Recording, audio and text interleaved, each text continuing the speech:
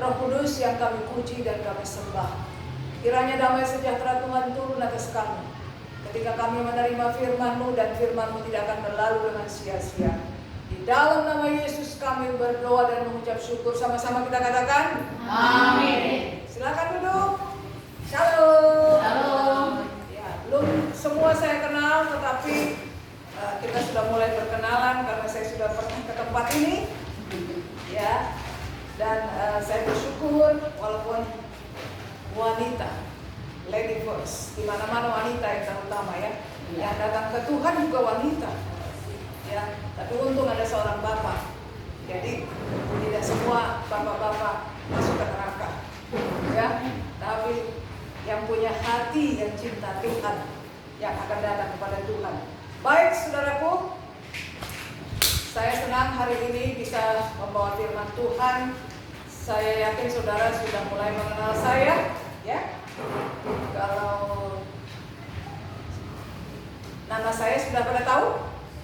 Sudah, puji Tuhan. Ya. Ya, senang sekali kalau saudara sudah tahu nama saya. Kita akan mendengarkan firman Tuhan, tapi sebelumnya saya mau menjelaskan. Apa yang dikatakan oleh Pak Odi tadi adalah benar adanya. Kita akan merayakan atau mengingat kematian Tuhan Yesus. Sebenarnya ya, Tuhan Yesus tidak perlu mati untuk kita. Kalau kita menjadi orang-orang yang memuliakan Tuhan, tetapi selama kita hidup, kita masih hidup dalam dosa. Ya. Kenapa kita merayakan atau mengingat kematian? Itu adalah bagian dari mengenang, ya, mengenang bagaimana pengorbanan Tuhan. Nah, ini dilakukan oleh bangsa Israel ketika mau keluar dari Mesir, ya. Pada saat itu apa yang dikatakan kepada melalui Musa? Bahwa mereka harus mengoles apa? Mengoles apa di atas pintu? Darah. Karena Tuhan sudah begitu murka melihat bangsa Israel. Maka bangsa Mesir, maka bangsa Israel harus ditolong, yaitu mereka harus keluar. Lalu karena Fir'aun tidak mau mendengar suara Tuhan melalui Musa dan Harun, maka Tuhan bilang, malam ini oleskan darah di atas pintu. Dan yang tidak mengoleskan, apa yang terjadi? Mereka mengalami kematian. Ya. Nah, sebenarnya kita harus menyadari, ya, kematian yang diingat oleh bangsa Israel, ya, itu juga sebenarnya sudah dirayakan oleh Tuhan Yesus ketika dia masih muda. Jadi mungkin ada yang bertanya, kok Tuhan Yesus udah lahir masih merayakan Paskah juga? Bahkan pernah nggak dia bilang sama murid-muridnya, carilah tempat untuk kita malam ini merayakan Paskah. Jadi sebenarnya arti daripada Paskah itu adalah keluar dari Mesir, ya, keluar dari Mesir supaya mengalami kehidupan. Kita mengingat kematian Tuhan Yesus supaya kita keluar dari kematian. Amin. Amin. Maka kita merayakannya, mengingat. Paskah itu Jumat atau Minggu? Paskah itu Jumat dan Minggu. Itu satu paket sebenarnya, ya. Jadi ada kematian, ada kebangkitan. Nah, jadi dari sini saya mau menjelaskan kematian Tuhan Yesus itu menyelamatkan saudara dan saya. Apakah kita percaya kalau kita sudah menerima Yesus kita pasti selamat? Percaya? Saya. Harus percaya. Makanya kalau kita mendengar sekali selamat tetap selamat, itu benar. Tidak ada manusia yang sempurna. Kalau setiap hari coba periksa dirimu, selalu penuh dengan kesalahan. Betul? Betul. Kita udah berdoa, udah menyembah Tuhan, air mata udah keluar. Bukan hanya air mata, air hidung keluar. Ya, cuma air telinga yang gak keluar. Sudah menangis, tapi sebentar lagi kita berdosa. Karena ini daging. Nih, ya, coba pukul tangan. Pukul tangan. Daging bukan? Daging. Jadi daging ini mintanya berdosa. Tapi yang tidak berdosa kalau kita percaya kepada Tuhan, kita mengaku selamat karena roh kita sudah ditebus oleh darah Yesus. Itulah salah satu bagian arti dari selamat. Sekali selamat tetap selamat. Mungkin teman-teman kita atau keluarga kita tidak bisa terima. Oh, enak aja. Besok dia berdosa lagi. Enak aja, selamat. Memangnya urusanmu dengan dia? Urusan dia dengan Tuhan. Ya. Jadi kita jangan pernah menghakimi siapapun. Coba lihat kalau kita berkunjung melawat yang meninggal. Pasti pendeta bilang, karena dia percaya kepada Yesus, dia akan duduk di sebelah kanan Tuhan. Dia akan duduk di pangkuan Abraham. Kenapa hamba Tuhan mengatakan begitu? Karena kita tidak patut menghakimi. Maka kalau kita mau mengakui sekali selamat tetap selamat, engkau akan selamat selamanya. Karena kalau kita berusaha, baik kita harus ke Mekah, kita harus beramal jariah, tidak bisa, tidak sanggup, gak ada yang mampu. Bagaimana orang yang gak punya uang? Berarti dia gak selamat. Mereka masih insya Allah, tapi kita harus punya keyakinan. Saya menerima Yesus, saya pasti selamat. Dan saya mau setiap hari Tuhan mengampuni segala dosa saya. Kita hanya bisa beriman kepada Tuhan. Jadi kalau ada yang bertanya, bagaimana kamu bisa menerima kepercayaan sekali selamat tetap selamat? Iman saya yang mengatakan. Amin. Karena perbuatanmu dan perbuatanku tidak bisa menolong kita untuk suci. Ya, tolong diingat. Tapi terimalah Yesus secara pribadi. Seperti yang dikatakan Pak Odi tadi. Saya kalau sudah mati, saya pasti selamat. Karena bukan dagingku yang kembali ke Tuhan, tetapi yang kembali adalah rohku. Amin. Maka terimalah pengertian, sekali selamat, tetap selamat. Untuk apa Yesus berkorban bagimu? Untuk apa kau beribadah di sini? Kalau engkau tidak yakin, engkau menerima keselamatan. Karena kesempurnaan itu kita terima. Kalau Tuhan membimbing kita, yang sempurna itu kalau kita sudah mati. Tetapi selama kita hidup, kita terus melakukan apa yang bisa kita lakukan. Tetapi kita sudah ditebus oleh darah Yesus. Jangan pernah berpikir, saya harus berjuang, saya harus bayar tumbang gereja ratusan juta. Itu tidak bisa. Kecuali iman. Maka milikilah iman yang kuat, yang teguh. Berbahagialah engkau yang memiliki Yesus. Amin. Jadi kita ada di sini harus berbahagia. Kelihatannya karena kita sedikit, sepertinya daripada di rumah. Tahukah kalian ada di sini adalah dalam pimpinan Tuhan. Mungkin kalian berkata, ya Ibu Emi begitu-begitu aja. Tapi tahukah Tuhan memakai Ibu Pendeta Emi untuk membuat kita bisa mengerti firman Tuhan. Saya mau yakinkan kepada kalian, kalau engkau sudah percaya Yesus mengampuni segala dosamu, engkau akan diselamatkan oleh Tuhan. Tidak ada jalan lain. Jadi kalau orang berkata enak dong bisa berbuat dosa, orang yang sudah menerima keselamatan tidak akan pernah mau berbuat dosa. Amin. Kecuali dia tidak sengaja. Kalau dia tidak sengaja, saya sering tidak sengaja. Kadang-kadang untuk kebaikan saya harus berbohong untuk kebaikan. Tapi saya minta maaf.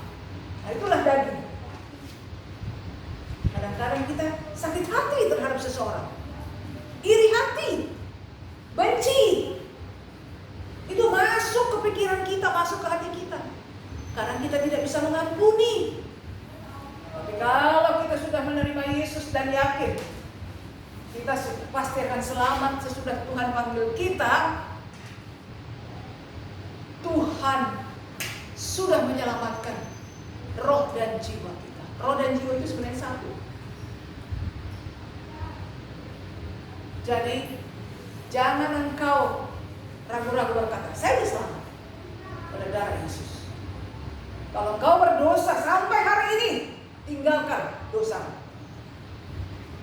Tuhan begitu mudah melupakan. Tapi kalau kita sengaja berbuat dosa, ada sebab, ada akibat. Itu saja. Tabur tuai di dalam hidup ini itu berlaku. Tidak didoakan pun tabur tuai berlaku di bumi ini. Ya, kalau engkau berbuat jahat pasti kembali kepadamu. Kalau engkau menipu, engkau siap-siap ditipu. Kalau engkau malas, siap-siap terima akibatnya. Itu saja. Nah, tetapi orang yang sudah memiliki keselamatan, dia tidak akan pernah mau berbuat jahat. Orang yang masih ragu-ragu apakah dia selamat, biasanya dia akan berdalih. Enak aja. Harus dijaga, harus berjuang dong. Dengan apa kita berjuang kalau bukan karena iman kita? Ibrani 11 mengatakan iman adalah dasar dari segala sesuatu yang kita harapkan dan bukti dari segala sesuatu yang kita minta. Iman itu sangat sepertinya gampang, tetapi luas sekali maknanya. Jadilah kita orang beriman.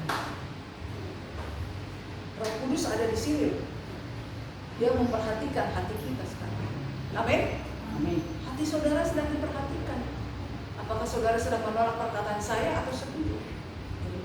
Biar Roh Kudus yang memberi pengertian. Nah, karena kita mau menjelang hari kematian, makanya saya menekankan kematian Tuhan adalah untuk menyelamatkan saudara dan saya. Keselamatan tidak bisa dilakukan dengan perjuangan kecuali dengan iman. Tidak ada di muka bumi ini yang menyatakan iman yang menyelamatkan. Hanya nama Yesus yang bisa menyatakan bahwa orang yang beriman pasti diselamatkan. Amin. Ya, sekali selamat tetap selamat. Nomor 1 saya jelaskan adalah Injil adalah kekuatan roh. Kita buka 1 Tesalonika 1:5. Silakan dibuka.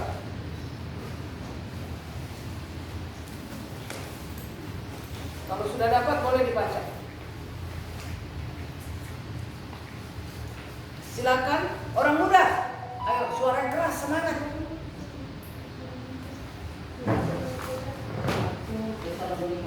1:5.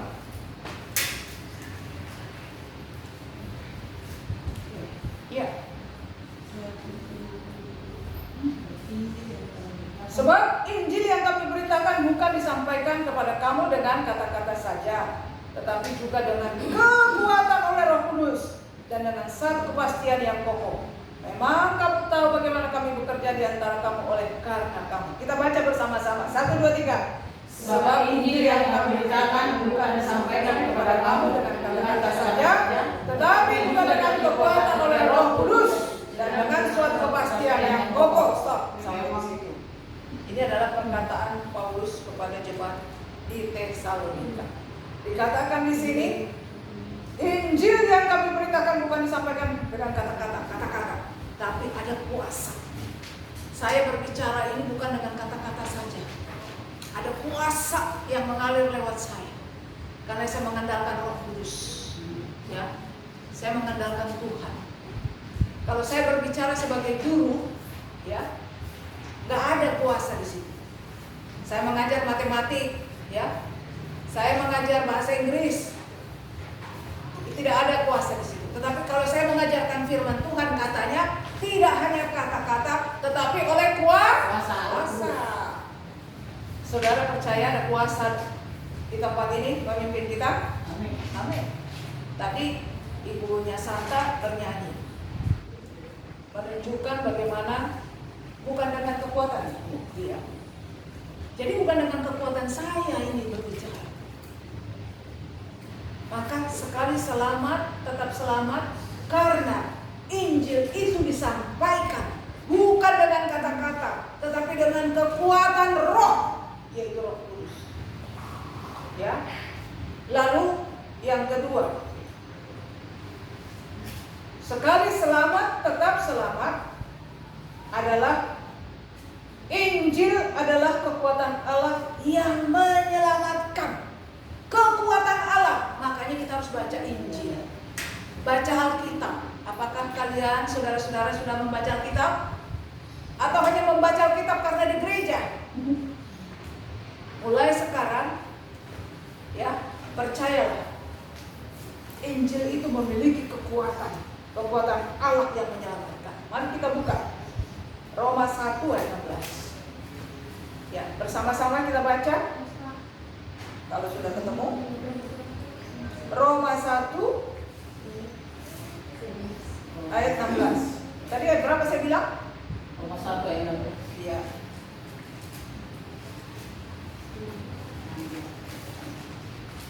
Satu, dua, tiga. Sebab kamu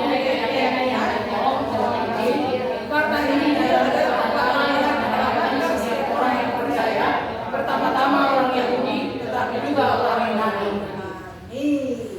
Ya, Injil adalah kekuatan Allah yang menyelamatkan. Makanya Injil harus dibaca. Injil bukan ditaruh di kepala supaya bisa menyelamatkan, tapi dibaca. Ya, seperti adik ini, jangan hanya pakai kalung salib. Tapi nggak pernah baca Alkitab. Copot aja salibnya. Iya kan? Kalau orang pakai salib harus berani, itu bersaksi. Bersaksi. Emangnya Madonna? Kalau Madonna dia nyanyi rock pakai salib. Apa kamu mau ikutin Madonna? Nah, tapi salib itu adalah kesaksian. Ngapain kita pakai itu kalau kita nggak baca Alkitab?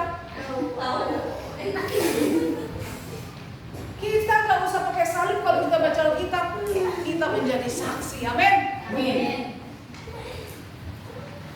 Saya juga sebenarnya mau pakai salib.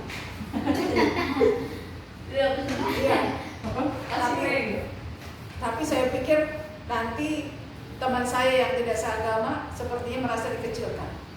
Karena di sini mayoritas, ya. Kita kan minoritas.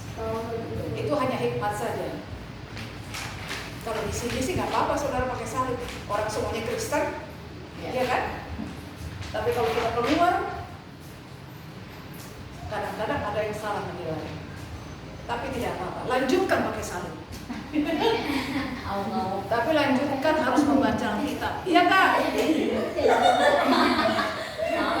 Kalau pakai salib tidak berdoa, tidak baca Alkitab, mau tidur gak berdoa, berdoanya cuma mau makan, iya kan? Itu juga doanya itu aja, gak pernah berubah. Ya, jadi kesaksian harus ada dari hidup kita, amin. Harus bersinar. Kalau engkau sudah merasa engkau selamat, kalau engkau mati, mungkin malam ini Tuhan panggil engkau, bulan depan, tahun depan, 10 tahun lagi, percayalah, engkau akan selamat. Ya, keselamatan itu, ya, hanya satu kali. Kalau engkau mengaku dalam hatimu dengan iman, saya sudah selamat, Tuhan tidak akan pernah pergi dari hidup. Itu adalah perbuatan Tuhan. Tuhanlah yang membuat kita datang kepadanya. Tuhanlah yang memilih kita. Bukan kita yang memilih Tuhan. Kita sudah dipilih Tuhan. Bagaimana kita tahu sudah dipilih Tuhan? Karena kita selalu dekat kepada firman. Kita suka beribadah. Dulu saya waktu gadis juga nggak mengerti seumur mereka ini. Cuma ikut-ikutan gitu. Diajak sama teman di persekutuan. Tapi suatu saat hati saya digerakkan oleh Tuhan. Firman Tuhan mengetuk hati. Ya seperti kepada Bapak Odi. Tidak ada yang tahu bagaimana cara Tuhan menarik kita. Tapi itu adalah rencana Tuhan sampai akhirnya saya melayani Tuhan. Percayalah, kalau engkau sudah merasa selamat dan dipilih oleh Tuhan, suatu saat Tuhan akan memakai engkau. Amin. Bersiap-siaplah kalau engkau mencintai Tuhan. Mari kita kobarkan semangat di dalam diri kita untuk melayani Tuhan. Kita tidak tahu peristiwa apa lagi yang terjadi di hidup kita. Tapi Tuhan akan menuntun kita supaya kita menjadi alatnya. Kita adalah umat pilihan. Maka layaklah kita memperingati hari kematian Tuhan. Kalau engkau tidak percaya kepada Tuhan, kau tidak yakin kau diselamatkan, tidak usah engkau memperingati kematian Tuhan. Itu apa? Orang Jepang juga gak percaya Tuhan, bisa kaya, bisa berhasil, tapi kalau dia udah stres, dia ambil pedang, bunuh diri. Namanya apa? Harakiri. Mereka akan pergi ke suatu tempat untuk membunuh diri karena merasa saya tidak berarti lagi. Saya sudah kalah, saya sudah pecundang. Jadi kalau soal kekayaan, soal harta di dunia ini mudah dicari orang yang pintar. Tapi orang beriman tidak akan berfokus kepada materi. Mereka akan berfokus kepada Tuhan. Karena hidupnya bukan hanya di bumi ini. Kita masih punya kehidupan nanti sesudah kita mati. Amin. Amin. Ada di Alkitab. Kalau nggak ada di Alkitab, ngapain kita ibadah? Bahkan orang Kristen yang tidak sungguh-sungguh tidak mau ke gereja karena sibuk, capek. Padahal Tuhan bilang, biar kita bersatu sebagai tubuh Kristus. Oleh sebab itu, terimalah keselamatan itu dengan pasti dan nyata. Jangan pernah ragu-ragu, tidak ada insya Allah, tidak ada. Mudah-mudahan tidak ada. Yesus begitu tegas mengatakan, barang siapa percaya kepada Aku akan diselamatkan. Maka dari hidupmu mengalirlah kasih Kristus. Keselamatan itu membuat engkau menjadi sinar, menjadi berkat. Mungkin kau dapat melakukannya untuk sekolah minggu, untuk pemuda, untuk ibu-ibu, untuk banyak orang. Makanya saya selalu kirim firman Tuhan di Facebook. Saya bikin di YouTube. Ya saudara bisa lihat nanti nama saya, bisa dengar-dengar firman Tuhan yang saya sampaikan. Kalau bisa di like and subscribe. Promo ya. Iya biar banyak orang dengar firman Tuhan. Jadi banyak sekali kreativitas yang kita bisa lakukan sebagai anak Tuhan. Coba saudara buka remaja-remaja Kristen di luar negeri. Mereka begitu hebat, serius mengikut Tuhan, tidak main-main. Saudara di sini adalah orang yang berbahagia sebenarnya. Coba bayangkan, ke gereja nggak pakai ongkos. Sementara orang berjam-jam menuju ke gereja. Karena firman Tuhan yang sama disampaikan. Maka oleh sebab itu, selalu maksimalkan apa yang bisa kau berikan untuk Tuhan. Kalau engkau mendapat berkat, berkati gereja. Tidak hanya dengan uang, tetapi dengan tenagamu, dengan doa. Amin. Mari kita bangkit berdiri. Kita menyanyikan pujian. Ku ada sebagaimana ku ada.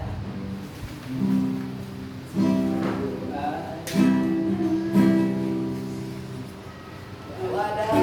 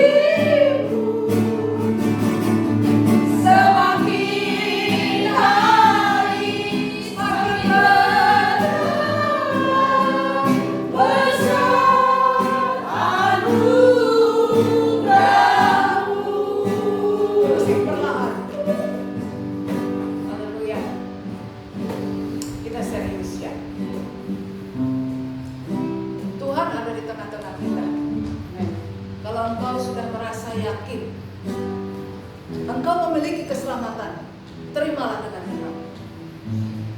Biarlah jemaat yang ada di Cakung ini menjadi jemaat yang diurapi dan diberkati Tuhan. Hidupmu bukan hanya untuk hari ini dan besok. Hidupmu masih panjang dan engkau akan dipakai Tuhan untuk membawa orang datang kepadanya. Kalau kau sungguh-sungguh sudah beriman bahwa sekali selamat engkau akan tetap selamat seumur hidupmu. Apakah semua anak-anak Tuhan di tempat ini, ibu-ibu, dapat menerima firman Tuhan pada sore hari? Kalau engkau sudah yakin, terimalah dengan itu. Berbahagialah kita. Kita tidak perlu berjuang. Kita harus jungkir balik untuk menerima keselamatan. Tapi kita menerima dengan iman. Kalau engkau beriman, mari angkat tangan. Angkat tanganmu yang beriman kepada Tuhan. Jangan engkau bermain-main. Tuhan akan memberkati engkau mulai hari ini. Karena Roh Kudus akan melawat engkau. Setiap hari Dia akan melawat engkau. Apabila engkau sudah yakin keselamatan itu sudah ada di dalam diri. Terima kasih Tuhan, terima kasih. Saudara-saudaraku yang mengangkat tangan Tuhan, ibu-ibu, orang-orang muda, engkau akan pakai mereka, teguhkan dan yakinkan bahwa keselamatan itulah yang membuat mereka boleh hidup dan bersuka cita di dalam kehidupan mereka. Terima kasih untuk keselamatan dari Tuhan. Maka kami layak merayakan, mengingat kematian-Mu dan kebangkitan. Kami adalah umat pilihan-Mu Tuhan. Sore hari ini kami mengatakan kami adalah umat pilihan-Mu. Kami adalah Mari bersama-sama katakan, saya adalah umat pilihan Tuhan. Saya adalah umat pilihan Tuhan. Saya sudah selamat. Saya sudah selamat Oleh darah Yesus. oleh darah Yesus. Saya siap menjadi berkat. Saya siap menjadi berkat. Terima kasih Tuhan. Terima kasih. Kalau firman-Mu sudah berhenti kami sampaikan, maka Roh Kudus yang meneruskan. Dan Tuhan akan membuat kami menjadi berkat besar. Di dalam nama Tuhan Yesus kami mengucap syukur untuk firman Tuhan. Amin. Silakan duduk.